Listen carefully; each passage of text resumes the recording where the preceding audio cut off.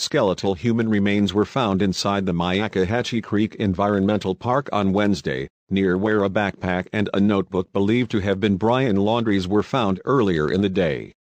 Stephen Bertolino, the attorney representing Brian Laundrie's parents, said there is a strong probability that the remains belong to the 23-year-old fugitive. He said in an interview with CNN, "The probability is strong that it is Brian's remains, but we're going to wait for the forensic results to come in and verify that." He also said that conspiracy theories online claiming that the Laundrie parents planted the items in the park are hogwash. Meanwhile, Brian Laundrie's parents were at the reserve when human remains and a few of their son's possessions were found, Mr. Bertolino told CNN. He said, "Chris and Roberta Laundrie were at the reserve earlier today when human remains and some of Brian's possessions were located in an area where they had initially advised law enforcement that Brian may be." The notebook found with Brian Laundrie's backpack could include a suicide note, criminologist suggests. The medical examiner said that identification of the partial human remains could be complete in a couple of days but may also take longer.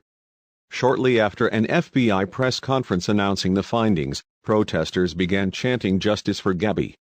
A large tent had been erected at the park where the clothes and notebook were found. The breakthrough came shortly after Mr. Laundrie's parents joined law enforcement to search the park on Wednesday morning.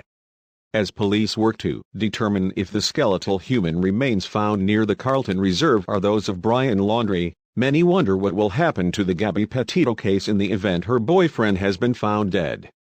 Could a trial happen? What if it's not Mr. Laundrie? What if he is never found? Close-up shot of the dry bag discovered near Carlton Reserve. A Fox News reporter shared a close-up image of the dry bag found in a park near the Carlton Reserve on Wednesday near skeletal remains that may belong to Brian Laundrie. The dry bag is believed to be Mr. Laundrie's, and is often used by campers and kayakers to keep their gear and food dry. A notebook was also found at the site. All of the items, and the remains, are being analyzed by the FBI. How were remains thought to be Brian Laundrie missed for 33 days but then found by his parents in a few hours? Police searched for Brian Laundrie for more than a month, but his items were found by his parents in just a few hours on Wednesday. How is that possible?